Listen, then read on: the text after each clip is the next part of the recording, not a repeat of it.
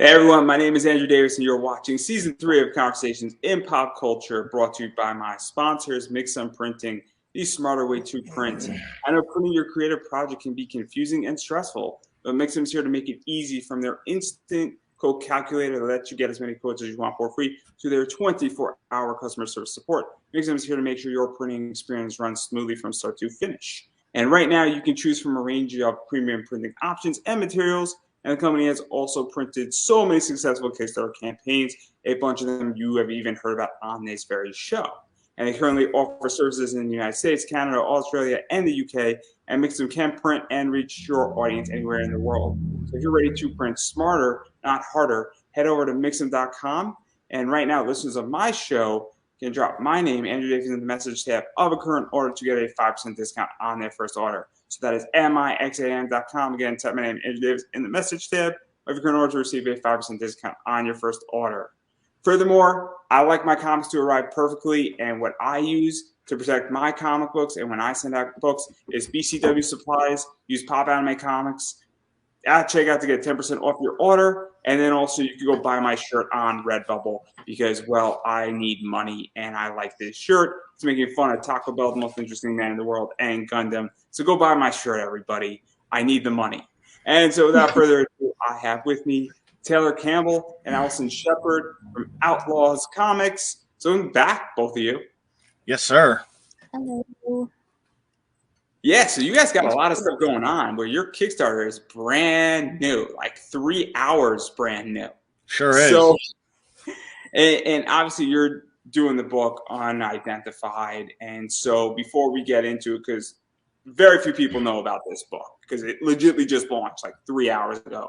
So what is the basic premise for everybody who is new and they're 3 hours new? Well, the book, it's gone through about 8 different phases, but it finally came out to a cowboy. It opens, and you only see him in his own time in the first page. He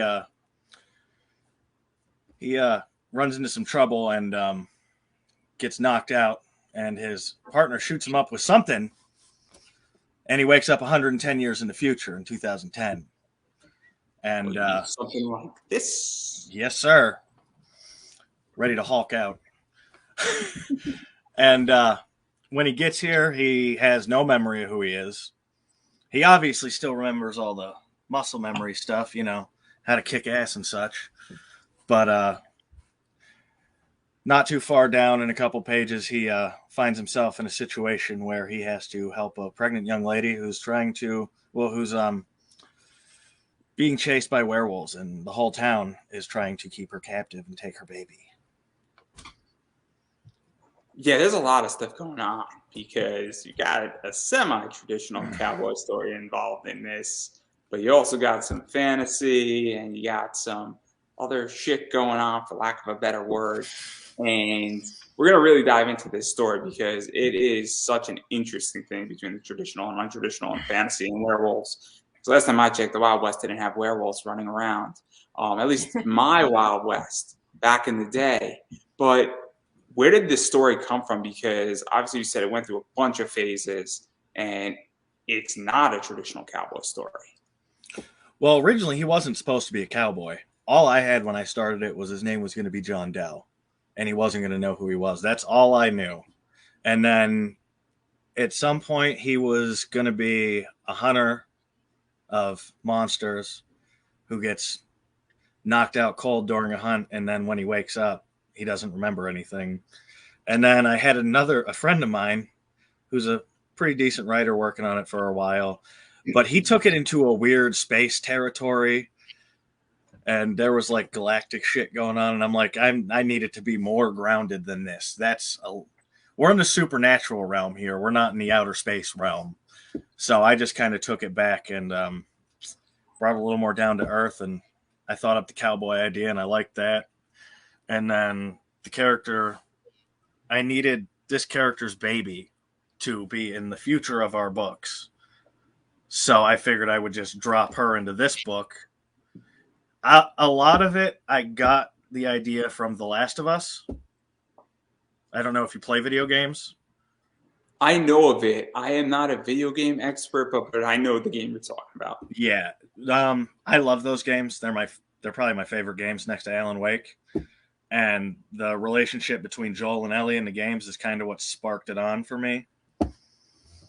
So To even talk about this, and we're going to dive into John in a second, but one of the things is that obviously I like monster hunting type books. I'm a huge Zenoscope fan. Obviously, Bell from Zenoscope is sort of a monster hunter, and then there's a few others, Van Helsing. And so obviously this has an element of that, but that's also been done tremendously in a lot of ways. And so what was this like really building out, and even for you, Allison, as well? Because obviously, you've had some parts in this book and even this entire Outlaw Comics is saying this has been done and we want more of an original idea, because that's what I am finding problematic in comics right now, is that everything has been done before, and there's nothing wrong with that, but I also want different. And so what is that, figuring that out and saying, hey, how do we shift this around and add a little twist to it? you want to go first? You go first. I didn't write it. It was a question to both of you. So yeah. I mean, I like werewolves. They're a cool monster all the way around. They're awesome. And I didn't really get to play with them in the last book. We focus way more on demons in Kane, at least in the first season. So werewolves seemed like a cool thing to put a cowboy up against. And later on in the story, you'll figure out, if you really just think about it, you'll figure out who the werewolves are, and that maybe John's not such the nice guy that he thought he was. So it's going places to make it different, because a lot of the monsters in our universe, they're not exactly evil. Not all of them, like Olivia and Kane, our vampire. She's not bad. So in this case, maybe back in the day, the werewolves were the good guys. For me, I didn't really have such a big hand in Unidentified, but I have considered this for Kane, at least. And I'm not super worried about making things like super unique, super different. I just kind of let whatever comes to me come to me, because if I get so caught up in, oh, this has to be different, has to be unique, then nothing happens. yeah, no, it's just I have a problem in comics, and the reason why, and me and my guest before we're talking about this, where it's almost like everything is not original, and it's almost like Marvel, DC, Image are recycling concepts. And I go and look at a Kickstarter, and I'm like, hey, what is different about this? I don't know if you guys seen Cowboys vs. Aliens, which is a ridiculous movie, and I enjoyed it. Yeah. It's an old movie, but it's a great movie in a lot of ways if you're half drunk. But that's not the point. But it's this idea that certain things in Cowboys have been recycled, but now it's how do you differentiate it? Because that's what draws me to a Kickstarter at this point. Is saying I need something that's different, and I need something that it's got an edge to it, and we go dark per se. And this is getting interesting with this, and even diving into John a little bit, because obviously he is in the Wild West. He's in a shootout. I'm not exactly sure. I think he's shooting at wolves, and then his partner's like, "You can't die," and that sort of sets stuff up of them in a cave and shoot him up with some green liquid. And so what was this like really setting up John? Because that's where this story really starts to take place, is that we got the past, but then he's also transported 100, 200 years in the future. And a lot of cool shit's going on. What was that like really that premise of?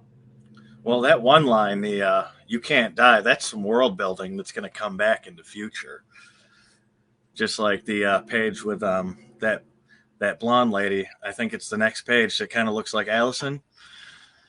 She's going to be you're going to see her quite a bit in a lot of projects that we work on.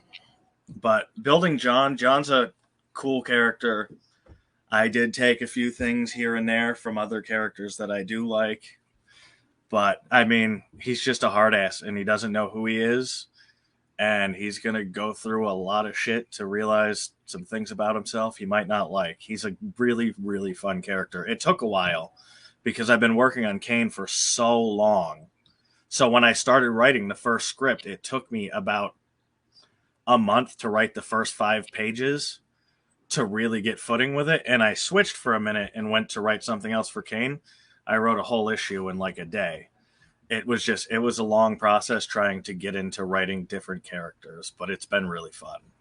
And even to go further into John, because obviously he comes out of a slumber. He sort of recognizes 2 people know where to find him. And then he's got, a polished rifle or a polished shotgun. I'm not too sure which it is. He's got, new gear. And then he sees sort of a familiar horse that he's familiar with. And he's like, I don't know what the fuck's going on here, but we're just going to roll with it. Never seen matches this small. But he just sort of rolls with the punches. And he gets a weird letter too. And obviously, as you sort of said, he's sort of a hard ass, but he's not really asking questions. And he's somewhat desensitized or experiencing culture shock. And what was this really like building him out? Because we don't get much of a sense of who he is and his emotions really throughout the entire first issue. And we kind of just see this mission-driven, almost like God-sent type of guy, almost Terminator-like, if you will. Yeah, that's kind of how I meant to write him. He's a stoic dude. And it's not so much that he's in culture shock. It's more at the very beginning of it, the fact that, well, he doesn't really know who he is. He's not sure where he came from. And he's in the woods. So at that particular second, pretty much everything looks the same, except for some of his equipment looks different. And there's some things there he's never seen before. But later in it, he gets so entrenched in everything he has to do that he really doesn't have time to slow down and take it in. Yeah, and he's got a lot of shit going on, and he's got a little bit of an anger issue, and he's a little bit of a he's pretty dangerous with the tomahawk, and his guns and his bullets and all that stuff, and obviously, what is that like? Because you do have his muscle memory kicking in, and obviously, we get the sense that he's a very, very good cowboy.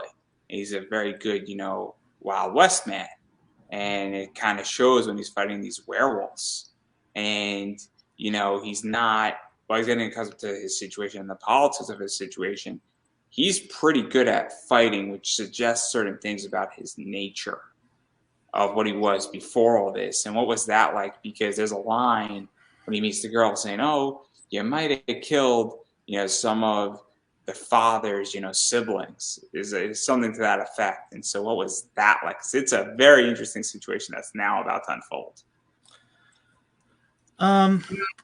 It's been really cool. And John, I wrote him because he's the kind of character I've always liked. He doesn't always go, that kind of character doesn't always go over well these days, but I kind of like a dude who just doesn't care. And if something needs to be done, if someone's head needs to be crushed to fuck in, he is more than happy to do it if he has to. So let's actually talk about that, because that's actually super interesting, because it's also, the girl who's a foil. John is sort of a man's man to some degree. He's also not PC. He's definitely sort of just doing what he needs to do, and he doesn't necessarily care about the consequences. And there's been a lot of pushback in a lot of sectors. And so what is this like to say, well, we're writing a character that really is just going out there and is what a cowboy is, what a maverick is in a lot of ways. Because that's tricky now, especially with things being, HR'd out, for lack of a better word, not to get too political. But what is that like when you're writing comics saying, hey, this is the type of character we need to do? And what do you feel when you're pushing out a book like this? Because unfortunately, everybody has an opinion, and people won't back certain books if it has a certain message. Well, when it comes to John and his character, I kind of look at it like F is for family. It's set in the 70s. So Bill Burr can do whatever he wants with that show. I mean, if you notice, there are things that are in this book that I didn't write for Christian or for Damon or for anyone in Kane, because they grew up in the 2000s like I did. They have had to deal with all the shit that we have had to deal with. He just woke up out of 1885.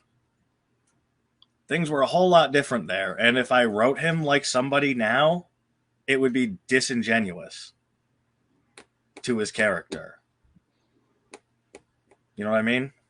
Yeah. I mean, I get that, but even just running that risk, because, you know, there's always the whole thing where somebody just might not get it, or people now in comics and throughout even television want to judge everything as if it's today, and they want to judge something that was said 30 years ago, for instance, in today's standard. And it's a very tricky art to say, well, John doesn't have the same standards in that, you know, I think, you know, Danielle has, or Daniil has in a lot of ways. And so what is that like? Because it creates a very interesting situation as a writer, because now you have somebody who is not at the same standards, gets a pass to some degree, and now you have a cultural shift, you have a physical shift going on, you have a conflict ensuing, and you got a lot of layers being played out all at once because of that. And it creates a very interesting frictional situation. So what was that like, building that up? Because Danielle, I think that's how it's said, right? It's Danielle. And she's sort of interesting because she's the opposite of John in every fashion. Mm-hmm. It's weird for me because I'm not super conservative, but I'm also not super liberal. I'm what they used to call a libertarian. And I don't want to offend people, but I also don't want to water down the stories that I want to tell so that people don't get their feelings hurt. If you can't read something or watch something and enjoy it for what it is, if it's not like super offensive, like I'd never write like offensive slurs. I'm just not going to do it because that's not who I am. But I don't know. I just don't want to water down what I'm trying to say or what I'm trying to write to appease everybody. But isn't that what a writer is supposed to do in a lot of ways? So I have a friend, Larry Higgins, who does Niobe. Now, Larry has certain politics, but he wrote a book with Niobe Birthright about abortion. And there was these two superheroes with different opposition and thoughts on abortion, and they were meant to protect this woman who was either going to have an abortion or not have an abortion from a mob up somewhere. And these superheroes were too busy arguing over their political positions that the baby essentially got killed because of the mob that ensued. Now, that's not, in my opinion, a pro-abortion or an anti-abortion. That's showing what happens when superheroes get moral conflicts and deal with things. And obviously, that's how I view her in a lot of ways, is that idea where it's not for or against having a baby per se out of wedlock. It's the idea that this is now a moral situation because there's a kid involved and some other stuff. And so isn't that what a writer's supposed to do? In a lot of ways is to table the politics and tell a story that makes you think about both sides and even the entire conflict that's ensuing, because that's what's sort of going on, I feel, sort of a sub-level in the comic. And when I read the script, and it's very interesting, and I think it's a very cool component of the entire comic, because then we're also dealing with the baby's father, I think, is a werewolf, which adds even more complications to it. Well, a lot of it, like Kane, is personal to me because the character of Danielle is someone I know. And her baby is based on my what I call my extra kid, who I haven't seen in 2 years. But her dad's a steaming pile of shit. And the ending for him might be a little bit of therapy for me. But I mean, as far as that's the dichotomy between John and Danielle. You got two completely different people on two completely different ends of the spectrum with those two. And you get to see both sides. Allison, I think you wanted to say something. Yeah, I was just thinking, obviously I don't write it, but leaning too heavily one way or another, so going super politically correct or going like balls to the wall, just offensive as shit. You shouldn't really do either. Having the balance where people see both sides. You're gonna offend someone no matter what you do, so might as well be true to the story you're trying to tell. And censoring yourself for the sake of someone's feelings doesn't sit well with me. Like, obviously don't run around insulting people just for the sake of it, but if it's part of the character, I think you should include it and then have someone a little more woke or whatever, so like everyone is being represented. I feel is the best way to go.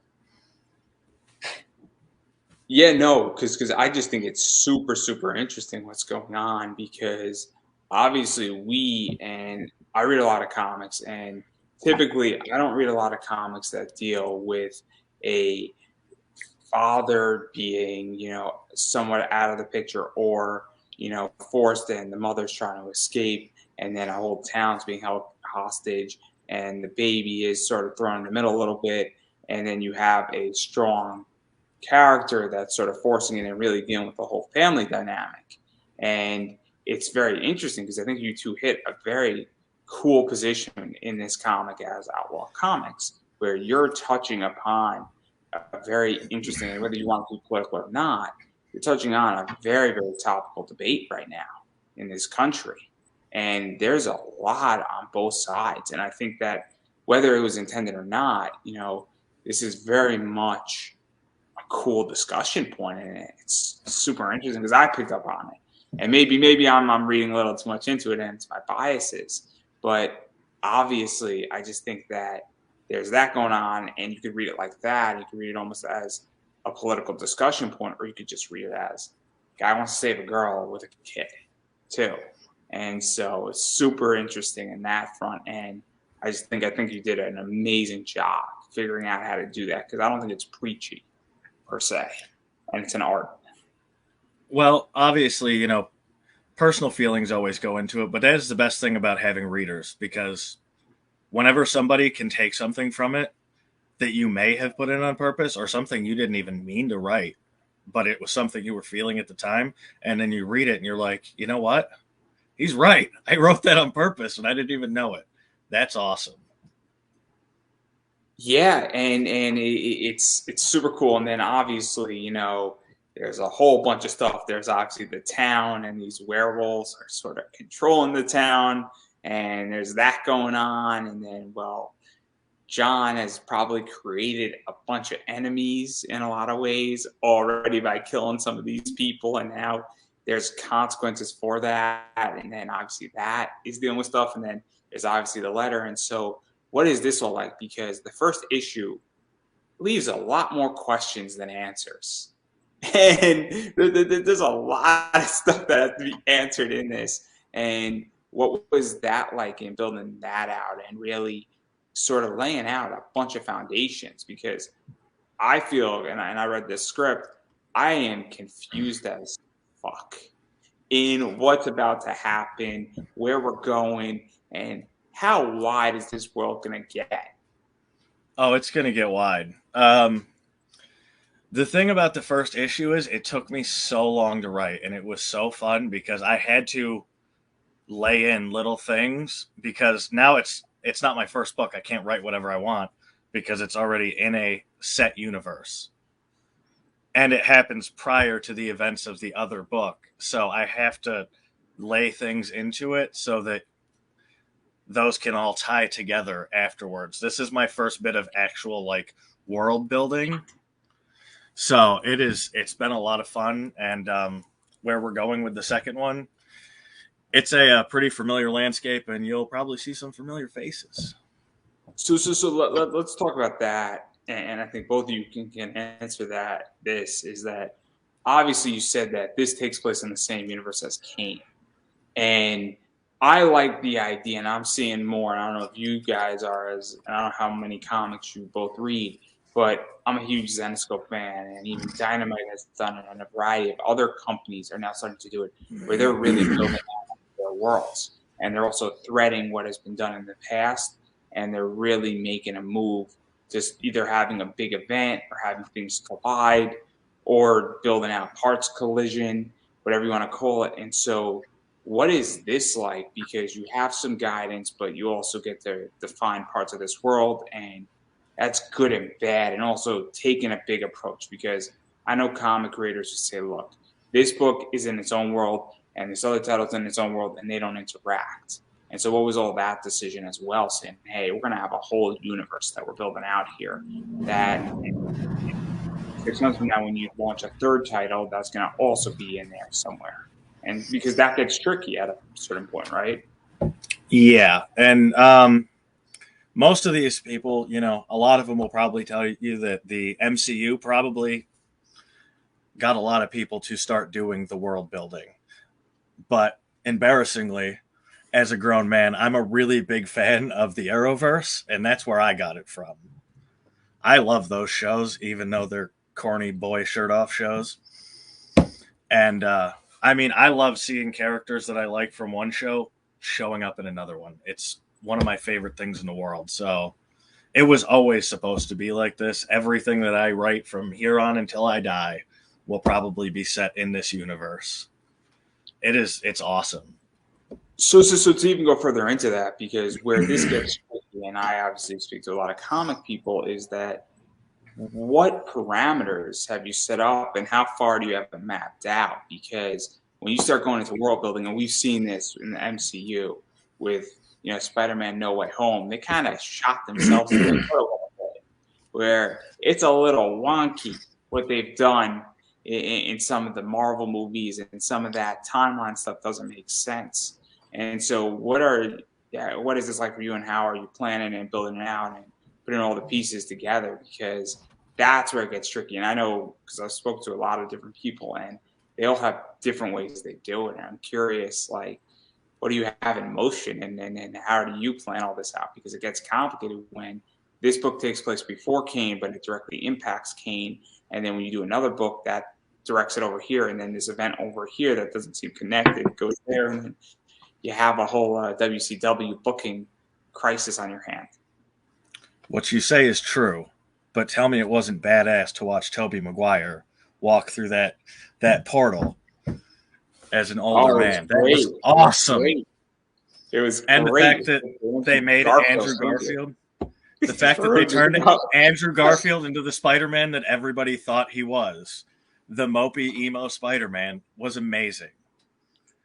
They made him a whiner, which is how I always saw him. But, I mean, it helps that originally I planned on hiring writers to do each series, but anytime I hired someone, they wrote something I hated, no matter how much detail I gave them. They wrote something I hated. So I just decided that even if it turns my hair gray before I turn 35, I will write every single book. So it helps to keep everything in focus. And whenever I have to write, like, what is it? Like a string from one to the other, I can always go back to an old script and look and make sure I'm writing the right thing. And what I'm going to start doing is, I have it mapped out from where we are. I mean, I refer to them as seasons, but storylines, whatever. At least 3 seasons ahead, possibly 4, depending on how I do it. But we have Kane, we have Unidentified for this round, and then the next one, we have another book that we're going to launch for the next series of books we do. And then after that, we're going to launch a 4th one. That's how far we have it mapped out right now.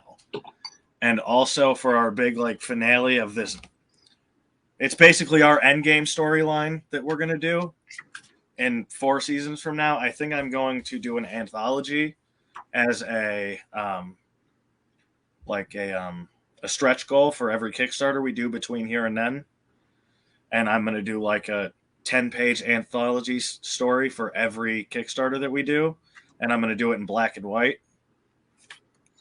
to add other characters that I want to have in the final story when it comes time. Because I don't want to spend another $3,000 per book to introduce a minor character. So And so even to go further into this, and so what is this like for you, Allison, that obviously you're a major part in building and help building this out, and obviously going down and really adding a lot of art into this world in some capacity, whether it's Kane or doing cover art and all that stuff, because you're just as important to helping building out this world. And so what is that like for you, knowing that everything is about to interconnect and that it's all leading to an event, and then something's going to shoot out of those events as well, because obviously the art is just as important. And I'm sure you have input into some of this stuff that's going on as well. It started out a little bit stressful because I'm so detail oriented, where I'm like perfectionist. So I was like, oh, I got to make sure this is like exactly right if it's going to keep popping up. But eventually I just had to learn to let go and start not meeting deadlines, but just let it come, make it. As time goes on, I definitely get better and better. Shit, I didn't mean to click that. Better and faster. But I kind of leave most of the world building up to him, and I follow whatever description he gives me, really. So to even go into this, because obviously I've seen world building fail. I've seen people build really big worlds and build up big concepts. And one of the things is that, what is this like, knowing that it's going in this direction, and now you're adding, because Kane was the first book and nobody knew it was a world at that point beyond just Kane and the first 2 issues of Kane. But now you're bringing in another component that provides more insight into it, because you could read Kane without having to read this book, and you could read this book without having to read Kane. But now all of a sudden, when this stuff's now leading into each other and it's expanding the world and giving more insight into the world, what is this like? As people who read both of these stories are now getting a bigger payoff. And as both the writer and the artist who worked on Kane and obviously has input, what is this like for the both of you? Because it's now creating a bigger payoff. And if when you do the next issue or the next series and the next series leading up to what you call your end game, what is that journey like for both of you, where you're going? Because that's a big payoff. I mean, I would imagine Marvel was thrilled at the end of Endgame because it was a huge 20-movie payoff. And so what is this like to say, hey, we're doing something now where there's a real aim at an event that actually means something? Because in Marvel and DC Comics right now, they do 50 issues and we get nowhere in a lot of ways. Yeah. Well, I mean, doing Kane, it's a lot of fun, and seeing it come to life has been awesome. But I wasn't sure for a while there that we were going to go anywhere beyond it, because I kept trying to get this book made and I couldn't come up with the money to pay anyone to do it. And we had an artist who just wasn't quite working out. And then I finally found the guys that are working on it now, and they had just the right price point. Their art was awesome. And after that first page came in, it was such a stress relief. It was insane. And to see it finally coming to fruition, it's starting to feel like this is all like a real thing. I've heard Allison say it many times, that it's all actually starting to feel like an actual job, and it might actually be a thing we can do. So as that goes on, the better I'm going to feel about it. And eventually I'm going to talk her into turning it into a full-time job. If you can pay me, yeah. So this is actually super interesting that you brought up, and I do like to talk about brass task and business, and obviously I'm doing a bunch of stuff in the next year to 2 years, and obviously I did my Kickstarter, which is good, and that is a whole different entity. But what is that like in finding an art team?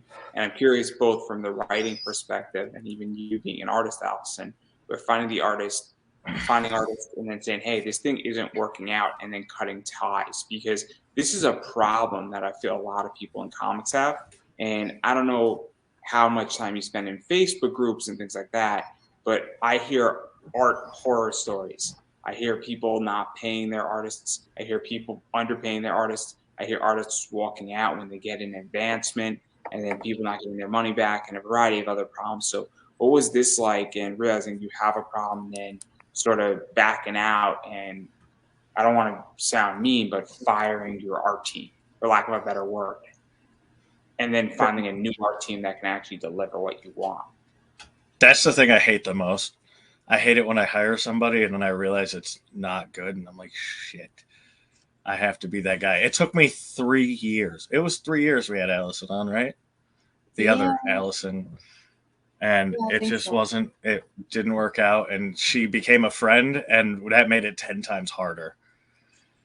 It was so bad. And I don't have my friends working for me. There's a good reason why. Yeah. Well, that's the upside about this Allison. She can be my friend because there's no world in which I ever have to fire her. Because she just keeps getting better and faster. So what is that like for you though, Allison, on the art side? Because this is something that I interview a lot of writers and I interview a lot of comic people, and we don't have these conversations where we always hear this type of question from the writer's answer and their perspective. But I'm curious what it is like for you as an artist when you get a gig and then you're trying to deliver what's asked of you and how that works, because that's something I don't know how that looks like from your perspective and even your insight into sort of figuring out saying, hey, this isn't working out and why isn't it working out, and even all that stuff. So what was that like from your perspective? It's different from the writer's perspective. Well, it really depends on the project for me, like, and who I'm working with. I have a very hard time telling people when I have a problem.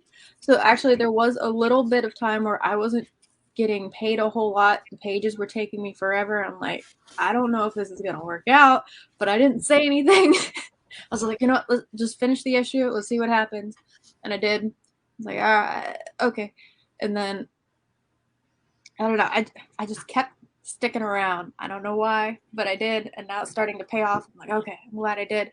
But I've definitely worked with other people where they don't actually tell you what they want. They're like, oh no, I trust you. I'll, like, do whatever. And then I do whatever. And they're like, it's still not quite right. I'm like, well, what do you want? And they won't tell me. That's very frustrating.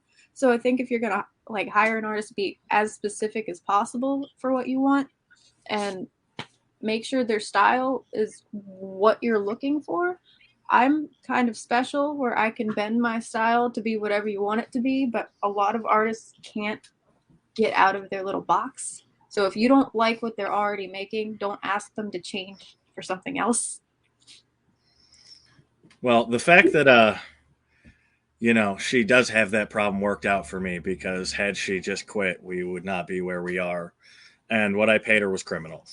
And so to go even further into this, because obviously you have an advantage where obviously Allison, is part of the team and she really helped to build out Kane. And while you're the writer, Taylor, still having an artist's insight into what to look for an artist when you're looking for an artist to do another issue outside of Kane, for instance. And so what is that like? Because that gives you some insight saying, hey, what do I need? What do I looking for? What style? And I'm sure Allison sort of says, hey, I think this style is going to work with this book to some degree, and even how to communicate. Because I'm going to be very nice when I say this, but obviously artists sometimes are not the best communicators because they are good at drawing, for instance, and a lot of artists are very, internal. Like I reach out to a lot of artists for interviews and like, I'm camera shy or I'm a very introverted person. And so what is that like for you, Taylor, to deal with that, given that you do have an artist on your side and that you have a lot of insight into that if need be? Well, having Allison spoiled me because her style is perfect for what I was looking for. So every time I've tried to find somebody else, they've never quite lived up to what I was looking for. And it took me a while to realize that it took Allison almost 6 months to get to the style that we're at now. And she's still improving it. So when I finally found these guys, he sent the pencil and inker. He sent me character sketches. And I'm like, this isn't what I'm looking for. It looked awful. And I'm like, this isn't going to work out. I'm sorry, man. And he's like, that's fine. I'll send you the page that I owe you because I paid him for the first page and for character sketches. And then he sent me the first page, and I'm like, did you seriously draw both of these? Because the page looks nothing like this character sketch you sent me. You're perfect. You got the perfect price point, and the page is perfect. You're good. I wanted somebody to do the same style as her, but I realized that a lot of artists aren't like her, and they like to just stick to what they know, especially people who have already been doing comics for a while. They have their own distinct style. So I just had to get out of that thinking and find somebody who had a style that I liked that wasn't the same. And for this type of book, the Old West style, the way he does it is perfect. It's perfect. Yeah, and style is very important. And one of the things is that, because obviously you're not building a world, you're building a universe. And one of the cool things is that obviously you could have a different style for Kane, you could have a different style for Unidentified, and then a third title that you put out, you could have a slightly different style there. But you also need to figure out how to connect those styles, and what is that like, thinking forward and making sure that while each book is different, each book does connect, because one of the things, consistency matters, and also making it that you don't want to do a cyberpunk book right next to a Western, for instance, is a really good way to put it. Yeah. I think it's going to be cool, man, because now as we go on past this first season of books, we're going to have more crossovers going on, and it's going to be cool to see Christian or whoever done in their style, and John and Danielle done in Allison style. I've already seen John and Danielle and Allison style on the cover, and they look awesome. So I'm looking forward to seeing everybody in different styles. It's going to be cool. Yeah, so to even talk about that, because obviously you're going to be doing crossovers, and I think that opens up a whole new world where what is that going to be like? Really throwing a bunch of characters, and obviously we right now only have 2 sets of characters, but it's going to be a hell of a lot more fun when we got 4, and then how they interact and how they sort of deal with each other. And I'm also under the assumption that you're not just going to do it almost non-canon crossovers. These crossovers are going to be what are called canon, right? Yeah. And well, little spoiler for the next season. The next season of Unidentified will be set in the hometown of Kane. And our group from Kane will be going elsewhere. At least our main group of guys will be going elsewhere. So John will be transplanted into that town. So we'll get to see how they maneuver the look of the town and everything. It's going to be a lot of fun. So what is that like for you, that you've already built out the town of Kane, and now you're just dropping a character in it, because it does take a lot of work to some degree out, where you're not going to move, Kane's house into a different block, for instance, and things that have happened, and all like the park and all that stuff in the layout of the town isn't changing. But now we have a new character in there, and then possibly what John does in that town can affect when Kane comes back. And so what is that like? Because now and who knows, maybe it's 50 years before Kane is even born, which further changes things. And there's so many possibilities here that you can do with this. But it's also, now you're like almost threading a needle in a lot of ways, and dropping a lot of things, and shifting time around, and a million jumping off points. And what is that like? Is it, I can think of a million solutions and possibilities now with this book. It's brilliant. It's just fucking brilliant. Well, you are onto something. There is a time jump. It's not back, but it's forward after the end of this season. And let's just say after the conclusion of the first season of Kane, the town's not going to look the same just a little bit in the future. So John's going to have to take care of things while Christian's gone. And that's cool. So John's going to have to be a man again. That's right. Is where we're going with this. That's clearly, right. Clearly that's what's going on. And so there's a lot of stuff that's about to happen.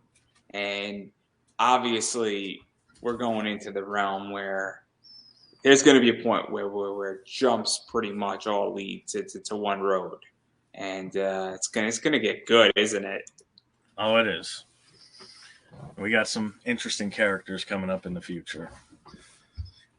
And so there's a lot of stuff coming down the pike with this. And yeah, no, and I am curious though, is that at this point though, you don't need to read Unidentified first per se to understand what happened in Kane and then so on and so forth, or is it there going to be a whole timeline of a reading order? Because obviously that's where people get confused with some of this stuff as well. Well, the only thing is, if you could read Kane first, it would be, there are things that happen in Unidentified, especially at the end, where they tie in together in their ends. There's going to be a 5.5 for Kane and a 4.5 for Unidentified at the end. And I think I'm just going to slap them together as one book, because that's one carry-on story from the half end issue of one to the half end of the other. So you could read either one of them first.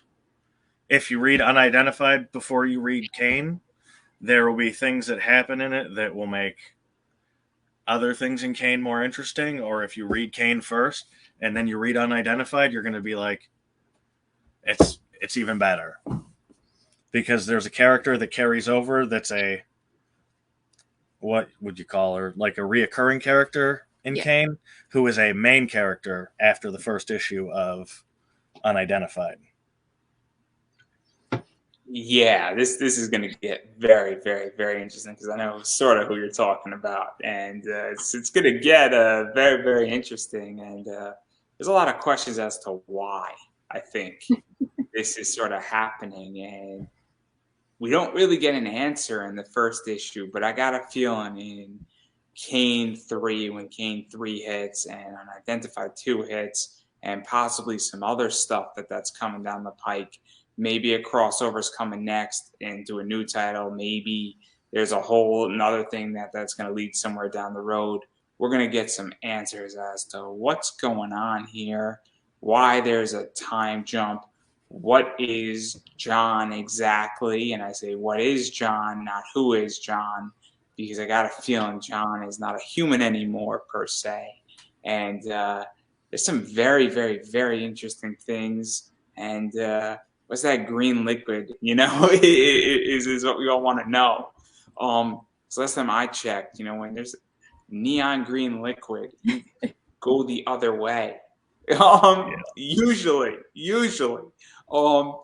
But yeah, so obviously there's a lot of cool stuff going on here, and you're really building out a universe that I think is going to be cool. And it's going to be very interesting when you create an omnibus. That's the plan, man.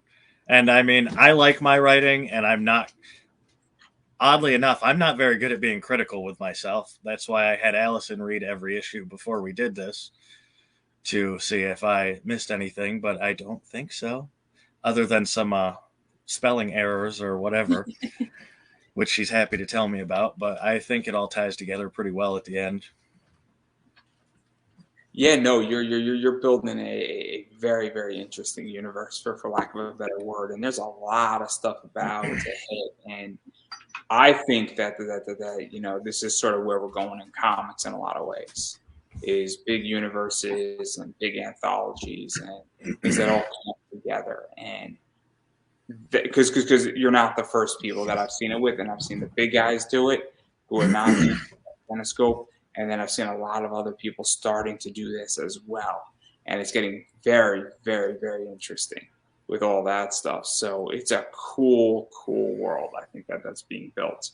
And then I do, though, want to talk about the other side of this, because you guys do something cool where you give a portion to charity. Yeah. And so what is this? This is something that not every comic creator does publicly on their Kickstarter. I know a few people do in the realm. And so what prompted this? You did it with Kane. Now you're doing it with this book. And so what is the whole story behind this? And There's something going on also with Horizon. Wow, I can't speak today. So we're as well as with the Prince. So what is that entire story and what charity is it and all that fun stuff? It started when I did Kane and my friend died, and we did that. It felt good to do something other than just make money, and but 50% was a bit much. They needed it, and they were my friends, so I was perfectly fine with it. It was going to her daughter, so not really making anything on the last Kickstarter personally, or to put towards anything in the future, was fine. I think in the end, I made a total of like $150 when all was said and done. But my little brother, he's a Marine. He just got back from Iraq. And a couple years ago, he turned me on to this group, Irreverent Warriors. And it's for vets who are, you know, struggling or not. And they do some funny shit. They deal with the struggles of war and being a vet with humor. And a lot of their humor is dark, and that's how I like it. And they just seemed like a good charity to do. And in order so we could give them a decent chunk of money and not lose a retarded amount of money, I decided to just do. Everybody got the point of the word. Everybody got the point. I get scolded for using that word, and it makes me really want to say it more. And I work in accessibility technically, so that's a bad word for me. And when somebody says I can't say a word, you know, I'm going to say it 15 more times. I've got an autistic son, so I get the pass. I like to depower words. Because if you say a word 50 times in a row, that word becomes normal. And when you tell me I can't say a word, that means that word has more power by definition. Like Voldemort? Yeah, exactly. And growing up in my house, it was like growing up in the 80s. So the word retarded wasn't really like offensive then. And in this town. There's a great episode of South Park where they said shit 328 times. That word, and they had a counter, became so bad that people were like, this is getting ridiculous. But that word in 22 minutes was said 328 times, which actually depowered the word and made shit like the. It equated it to it. So feel free to use that word if you want. Wasn't that the episode that like made it way more used on TV after that? Like this was the episode where the FCC basically didn't like South Park using certain words, so this was their response to the FCC. Yeah, it was like when FX told what's his name to stop with the gratuitous violence on Sons of Anarchy, so he ramped it up. But anyway, continue. Anyway, yeah, so we could afford to give them more and not lose quite as much, so we could continue to put it towards future books and hiring more people. I just decided that we do 10% of everything that we make for this year. We will send to them on December 31st. And then next year we'll choose something different. So let's actually talk about the business side of Kickstarter, because one of the things that I funded on mine, and I'm speaking and I've run the numbers, I am not making any money, but I'm also not losing money. I also getting product. I'm also getting and covering my StreamYard costs, my Hootsuite costs, and it's building that infrastructure, and it's covering my stretch goals. And my metal card partner is getting 60 of them. I'm getting 60 of them. And now I have 60 products, or I'm getting like 58 of them. He's getting 58 for the audit. And so a lot of people talk about this. I'm curious how both of you feel on this. Where people say, look, I don't make money on the Kickstarter, but the Kickstarter basically allows me to fund my book, cover my art costs, and print a lot of books that I bring to cons or put in my web store. And that's where I make my real money. And so there's a real debate, because I know people who do a $25,000, $30,000, $40,000 Kickstarter, and they're making $10K on their Kickstarter that they pay themselves as their cost. So it's a real debate, because some people run it like a business and other people do what I'm doing. And so I don't know how the two of you view it. And there's no wrong answers here, class. We're about 10 years out from me ever paying myself anything. But I mean, making 20K and getting 10 on the back would be nice, because I'd like to rent office space because I have 4 kids and 4 cats and a dog. It'd be nice to have somewhere that I could go and write, maybe someplace in the middle. So if Allison wants to go somewhere quiet completely and do her art, she can. But I'd like to get office space. I'd like to be able to not look at my bank account and sigh to myself whenever I have to pay for a table at a convention and order books. I'm not going to pay myself for a long time. I want to see this business grow into something real before I start paying myself. So, I'm curious, because obviously my friend Sam Quinnen, he doesn't pay himself, but he picks up merchandise. So if he has a Kickstarter that does 500 books, he'll order 1,500 with the Kickstarter money. And essentially the way he's paying himself is in those 1,000 extra books that he then sells. And it's on his web store. So he's using it more along the lines where he's not making money on the Kickstarter. He's making money by selling product. And some people, though, say, I have made a decent amount of money on my Kickstarter that I can take a distribution from my Kickstarter and still order the product. And it's a very, very interesting debate going on right now. And there's, again, as I stated, depending on your Kickstarter, depending on how you're set up. I mean, if I did $20,000 on my podcast, my overhead is so low that I would be taking a distribution by definition. And I'd be taking a $5,000 distribution. But that's how my podcast business is set up. I didn't do that. If I did $5,000, I'd be taking about a $500 distribution. And so that I'm very curious how you guys are set up first in that way, because it's a fascinating position. Or if you haven't even thought about it, because you're brand new in a lot of ways. I mean, it would be nice to be able to do that. I'm still trying to figure out how much to even charge per book at this moment. I'm charging what I can. I don't want to overcharge people, but then I'd actually like to make some money to be able to order some more books. So how big is your book? It's 30 pages. How many? 30. 30? Naturally, if your printing cost should be a number. If you charge $10 and you got it down to a certain quantity, like if you could print 1,000 books, $10 would be right at the number that you should charge, and you'd make enough money on 1,000 books. Yeah, see, I can't order that many books. So right now my printing cost after printing and shipping comes out to about $5 per book for production. Then you should be charging at least 50% over. You should be charging, if it's $5, you should be charging 10. That's what I charge. I charge 10. That's about 10, right. 10 plus shipping.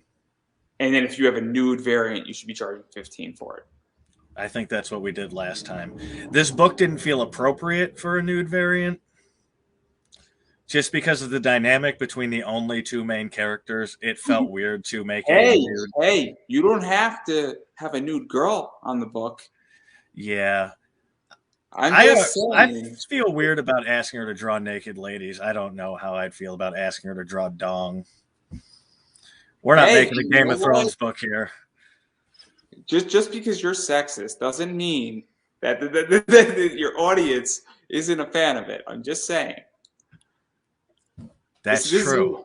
I'm an equal offender. Too many people. You see a swimsuit edition in comics, and it's just girls in bikinis. And while that's fine and dandy, I would like some men to be in their 6-pack abs showing off. I mean, I just picked up the Robotech swimsuit edition from the 70s/80s, and they had the men in there, and it was great. In the 80s? What? Back when it was okay to be sexist? No, they were equal offenders. I'm just disappointed now. I'm very disappointed in you. Yeah. There was an opportunity here. As we had in the conversation last time we did this, I felt weird about doing nude covers last time, because I think the story should be able to stand on its own. But wasn't quite confident enough in the fact that people would pick up a random book. But we have enough subscribers to our website, well, to our thing on our website, our mailing list. We have enough backers from our last book. I felt that we could probably do it without any type of nude variant this time around. Let's even talk about that, because one of the things, and I don't know how you feel about this, and I'm curious on an art point as well, but not every book should have a nude cover, I feel. It's kind of like if you have an all ages children's book, it would be very weird if you had a nude cover for that. Yeah. Or if you have a cute superhero book like C.B. Zane does Mike, and Mike should not have a nude cover because it doesn't make sense, or Tom Hutchinson just Critter really shouldn't have a nude cover. But then you have a character like Ursula Minor should have a nude cover, or Penny for Your Soul, which deals with sort of a hell angel in Las Vegas. That should have a nude cover because it makes a lot of sense. And so how do you feel about all that and sort of booking covers and figuring out what should have some and what shouldn't? And does it vary based on, what the book is dealing with, or even the characters in the book, for instance? Because certain characters would not be nude in any setting publicly. You know what I mean? Do you want to take this first, or? I think you kind of already said it. Certain characters shouldn't be nude in any public setting, but just from the few conventions we've gone to, and like seeing what was ordered off of the Kickstarter, it sells. So instead of offering like a nude variant cover, I'm toying with the idea of just prints. So, and that doesn't necessarily have to be a main character from the book. Just to like kind of feed into that market, but not ruin the integrity of some of these characters, I guess. Yeah, that's why I thought it worked with the first two books we did, because I feel like it's appropriate if there's nudity in the book, or there's a scene in which you had in your head that you didn't quite write, but you can put that on the cover. So when we did Olivia nude, that was just a scene that happened between the pages that you never actually saw. When she came up out of the basement from being tied to the chair, she went and showered. Appropriate. There's the scene where Christian's doing his thing in his memories in the second one. So we just added a little extra to that scene and did the nude cover for that. I felt like it was appropriate. In this one, there's a bit of a father-daughter feel between these characters. It felt weird. In the next one, at the end, there is a nude scene that works. No, it's very interesting because it is a very touchy subject, and also nude covers are overly used on Kickstarter right now, extensively, and it's because they do sell. And this is one of the things that I'm figuring out is that how do you fund your Kickstarter and make a business decision to have a nude cover with a cover artist, or have a suggestive cover, but also keep the integrity of your book, and also, say, hey, look, I want to be an all ages book, and balancing that. And, obviously I'm going to be producing a comic at some point this year, and it's something that I'm going to struggle with, and even going forward, depending on the book and what I'm doing. And I don't really know where I stand on the fence, because one of the things that I've been very public about this is that I don't buy nude covers because eBay has a hard time with that. And I've had friends who've had their eBay store suspended for a week, which means they couldn't buy or sell anything on eBay. I've had friends who've had their eBay stores shut down because they had new covers. And I've had friends who have had no problems selling new books. And so it's a very tricky entity on a selling point as well once you go out into the internet. And so it's tricky completely. And it's something that people like me who are into comic book investing have a hard time, because there's a lot of risk involved in a nude cover once you start saying, hey, I want to flip it, sell it, or even buy one. Well, that's the thing. The upside about this one is apparently we did a good enough story with the first two books. We have 7 backers already in the first, 4 hours? Neat. 4 of them are people who ordered nude covers last time. They ordered this book with no nude cover because apparently we did a good job last time and they liked the story. So nude covers do have their place, especially when you're trying to build an audience in the first place. But I'm not a big fan. I love naked women, don't get me wrong. But I'm not a big fan of gratuitous nudity that has no bearing on the story. Like, I've only seen some Game of Thrones, but I hear it's pretty gratuitous and some unnecessary. Not to mention, sometimes it's just better to like suggest it. Like Exactly. it doesn't have to be a full naked person. Like just tease a little bit, and you'll catch someone's attention. We were actually supposed to have that in the first issue of Kane, but it totally threw Allison off, and she forgot about it as she was drawing that page. Oops. Well. I mean, you know, I don't really care. I mean, I don't want gratuitous nudity, in which, again, I'm not a big nude guy on comic covers, because I do sell a lot of books that I buy at eventually, and it just makes it harder, puts a business at risk. But I do like suggestive covers because I think that, you know, they're more fun, and, you know, I think there is something to be said about leaving things to the imagination in a lot of ways. And so that's something that's very cool. And then I do actually, and I'm curious about this because this is something that I was toying with my Kickstarter, is that you kept your Kickstarter goal low at $100. $200 this time. 200? Yeah, we went up $100 this time. But still pretty low. And so what's the theory behind that? Because I've heard it on both sides of the angle saying what you need to produce the book, what you should keep it low because you're going to beat your goal, and dealing with Kickstarter's algorithm. And also, you know, people are more likely to back an already funded project, for instance. And so what was the theory behind all that? Well, I look at it like if there's no chance you're going to get the money yourself to fund a book, then absolutely set it to a funding goal that's going to fund your entire book. If you don't hit it, that's a downer, and maybe you should take a little money and get some art done and try again. That's what we did last time. But if there's a way that you can get the money, which me and my wife can, it'll just take a little longer, then set it at a low goal so you hit it no matter what, and then that will just help you get there easier. No matter what, this book is getting made. There's no world in which this book is not getting made. So even if we made $200 and that's it, then that's 2 pages of art that I don't have to pay for. But so I just set it low so that we could hit the goal no matter what. And like you said, I got the idea from Mike Shea, the dude who does Miskatonic High. He's the one who suggested it to me to set it, well, because he sets his at like 300 every time. So because you get funded quicker, and like you said, people are more likely to back a book that they are definitely going to get.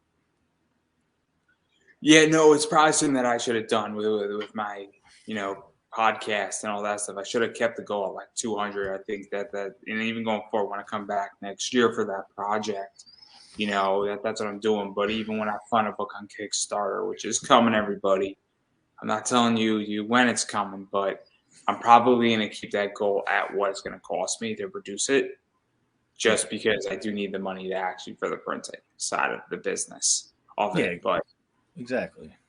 That's a whole different ball game. But I think it's very interesting Kickstarter strategy. But I do want to talk about actually what people can get with this stuff. So obviously you guys have a digital, you know, for the book. Then you have a print of the physical copy of the book. Then you have, you know, the entire Outlaw catch up, which I think is Kane. And this book, digital, I think you have a physical catch up, and then you have a whole bundle that I think is for stores, I believe. Yeah, I don't know if anyone's going to back it, but I figured I'd make it. I see it on a lot of Kickstarters, and some of them get backers on them, and some of them don't. Yeah, retail is a fucking disaster. I know that because I bought a retail package, and it's not easy. Retail is hard, and retail takes a lot of work. And so obviously there's a lot of that stuff in there. And obviously this is the cover. So Great cover. Yeah, how do you feel about this cover, Allison? I'm pretty happy with it. I was so excited to draw wolves. The characters, this was my first time really drawing them, so I was kind of nervous because, well, the whole book had already been done. So it's like, I'm not too sure if I'm going to have them look exactly the same. It's like, no, I trust you. Just go for it. And I'm pretty happy with how it turned out. I run just about any big project by my friend Jared, and he's just like, tweak this, do this, do this, do this. And it came out freaking awesome, I think. It came out spectacular. Yeah, no, it's a cool cover because it's definitely sort of noir, I want to say a little bit, where it's got that like noir vibe, and it's, you know, it's not completely, you know, black and white, but it's got that old west sort of like film feel to it. Yeah, that's a good word to use. So it's kind of in the vibe of it, and it's kind of like almost like a movie poster type thing. Yeah, and it's different than what we usually do because I had a set vision for how Kane's covers were going to go. With those ones, I like them simplistic. One character and one situation and a blank background or whatever. You saw the cover for the next issue of Kane, too. Yes, I did see that. Yeah. So I know exactly That's how. so sad. That one kicks it up a notch, but a little bit. just a little tad bit, you know? But it was cool to see her do something different with the cover. It was really cool. I love this cover. It's probably my favorite one so far. Yeah, and there's just a lot of stuff going on. And obviously this is, you know, the world just got a hell of a lot bigger. And John's got a lot of work to do. Yes, sir. He just needs a TARDIS and he'll be good to go. Yeah, right? A TARDIS and a scythe. And should change his name to HUNK, and you know, I'll be sure to tell my. There's a bunch of codes that I just dropped in that, and some people might get where I'm going with that, and some people might not. So I'm just saying. I just assumed you were calling him a hunk. I was going to say I'll let my buddy Josh know you said that. We could go with that code too. That's perfectly fine. You know, we can leave it at that. But I do want to back out of this entire, you know, comic for a second here, and I am curious because obviously I have not been to a comic convention in almost 3 years now, and I don't know if I'm ever going back because if I can make money doing what I'm doing right now, I get everything I want in comics and sell comics and legitimately do it for my house. And, you know, I don't see the point in going. But I am curious how both of you feel about it and what that looks like because I'm in Connecticut. I think you're in Michigan. Pennsylvania. Taylor? Oh, Pennsylvania. Yep, we both are. There's a lot of people. It's whatever. But anyway, I should have known that too because you're like in the middle between almost like Philly and Pittsburgh, right? Yeah. Smack dab in the middle, buddy. Center. You're in no man's land. Yeah. Pretty much. It's nice here. It's quiet. Sometimes. Yeah. Oh man, I almost ran out of gas in the middle of Pennsylvania once. Not a fun time. No, you start to hear, if you're not from here and that happens, it starts to sound a little bit like there was a town and I thought I was gonna die in the middle of daylight. Someone's gonna start asking you to pray real good, boy. The young kids won't get that reference. Burt Reynolds at his finest. Clearly, we're talking in code now. We all know I'm not going to Pennsylvania anytime soon. At least not unprotected. Hey!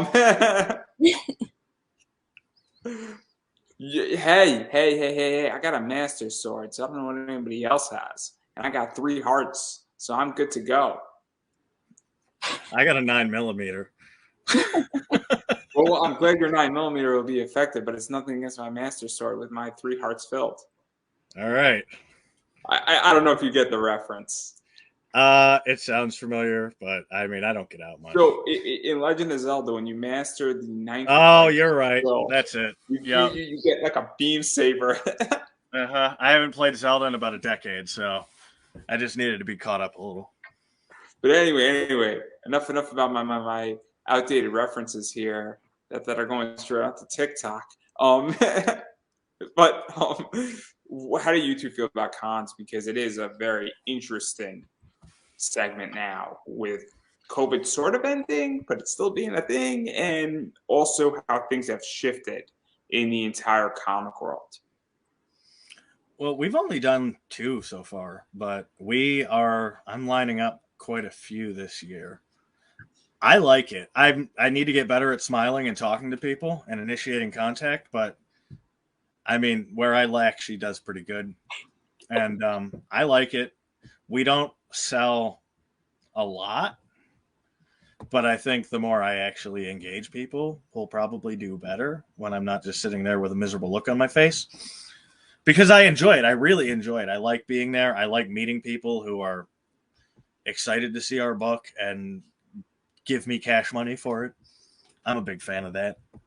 So I'm going to do them for as long as I can. Yeah, I agree. I mean, it's not our biggest moneymaker, but also the last 2 that we've gone to, we've only had our book. Like, that was it. It was just Kane. And then we had like a small print. I think going forward, we're going to have a whole lot more. But I'm less concerned about it making money as I am. It's an experience, and it's like networking. Like we made a couple of friends in Williamsport, and they have helped us drastically already. So I look forward to going to more. Yeah, and we also built up our email list by 6 more people. So there's that. That we're up. We had 0 people on our email list at the beginning of last year. We're up to 50. So yeah, that's the one thing about cons is that obviously I don't have any product. And I was doing it from a panel perspective, and at some point I'm going to have product.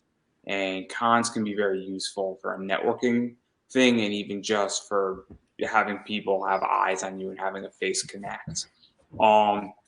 For me, I found a different way how to network online through interviewing, and I just do so much volume that for me at this point, it sort of makes sense for me not to go to cons.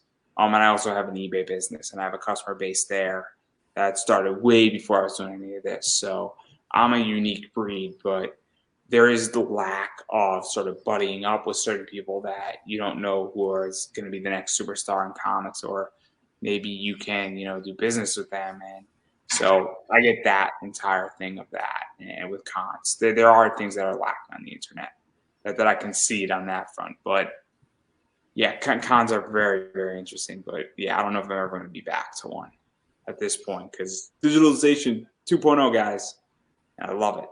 Yeah, right. That's because and I'm curious how you guys feel about this. Is that COVID has shown me that you need to have a bigger digital footprint, massively. Whether that's Facebook, TikTok, Twitter, Instagram, doing online interviews. And I'm curious how you two feel about that versus almost having a physical footprint, where there's been a massive shift, at least in my world, because I was doing pre-recorded and then COVID hit and then I started doing live interviews. And legitimately, my Facebook page has grown by 1,000 page likes.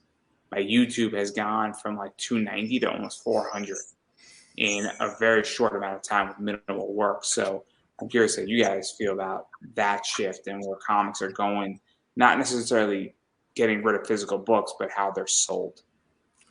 Well, as a 90s baby, you can probably relate. I have a hard time with social media.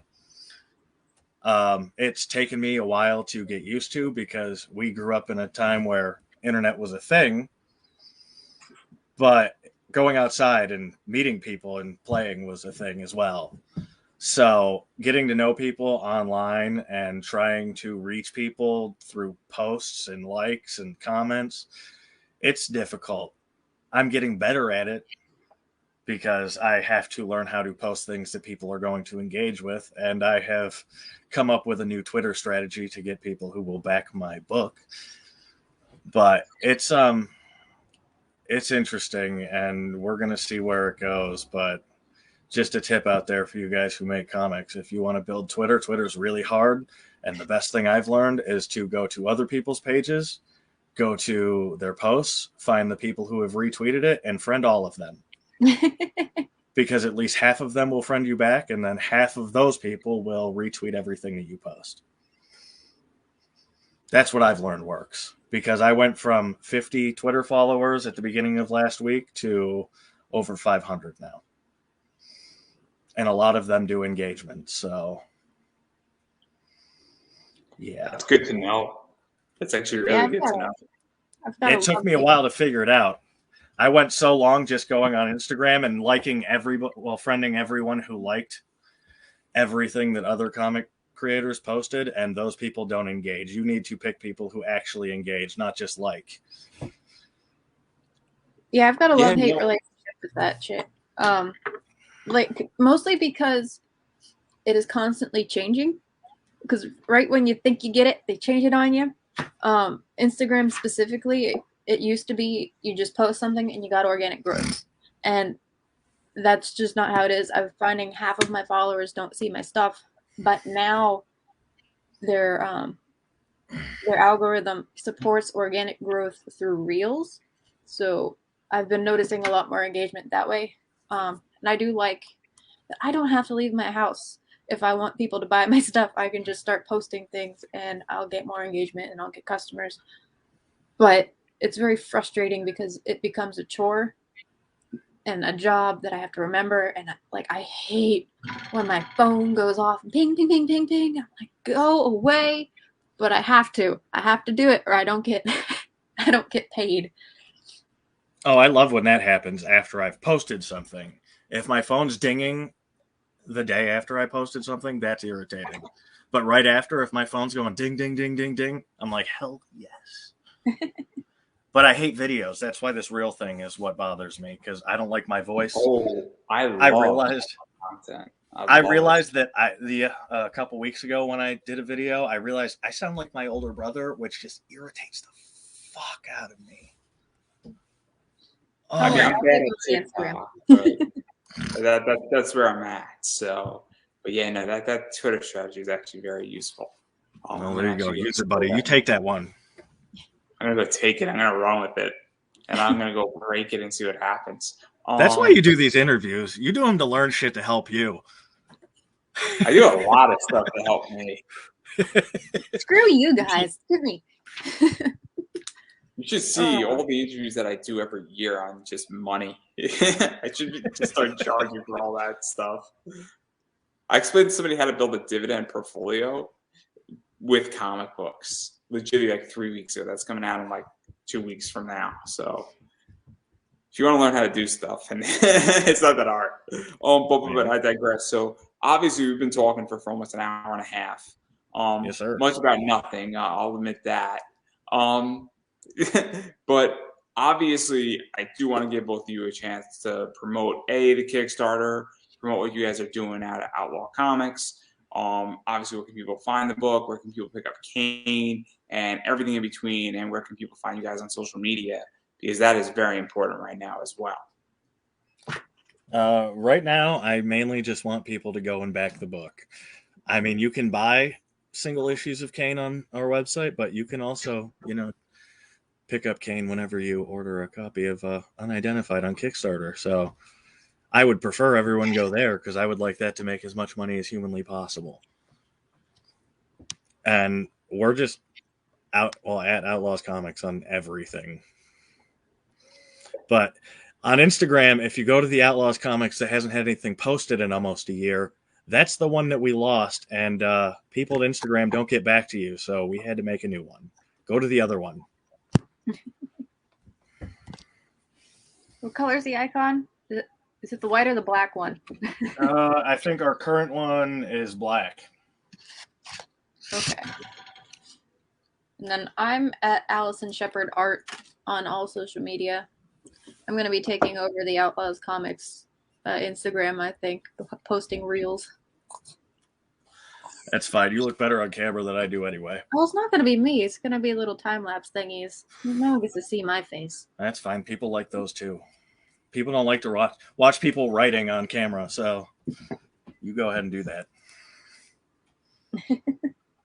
Yeah, no, and there's a lot of stuff going on, and obviously I've been saying this and I keep saying it, is you got to support indie, and what that means is you got to back people's Kickstarters, you got to buy their books, you got to actually read their books, you got to share out what they're doing on social media, Twitter, Facebook, Instagram, on TikTok, anywhere where social media and anything about their book is posted.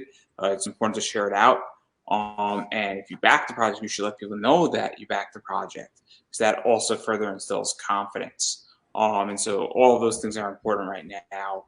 And I get it, money's tight right now with certain people. And so if you can't back a project, you should at least, as I stated, share it out, because it does help, and you never know who's seeing that.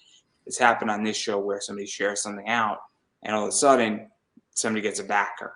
And then that backer could be a backer for life, or it could be the very thing that put them over the edge. So that's something to keep in mind as well. As far as I'm concerned about me, obviously use Mixum to print your books. 5% off Andrew Davis, BCW Supplies, Bags and Boards, 10% off Pop Anime Comics. I'll buy my t-shirt because I am broke and I need the money. And, well, I want the t-shirt to do well. And there should be at least 2 more coming this year once I get an idea for it. And I have a little bit of money to actually pay the designer in a third world country, because that's how we roll. And, hey, Upwork, it works, guys. I know people who have funded comic books by Upwork contracts, and it's the funniest thing because you do not expect it. It's pretty funny, actually. But I digress right there, and I'm going to give both of you, or whoever wants to fight or duel or whatnot, the final word. I want to remind the viewers that this Kickstarter ends after you all get your taxes. So go ahead and back us. You got the money. You know you do. Well, I don't think I could have said it any better myself. So that is a wrap, everybody. Oh, dear. Peace. Bye.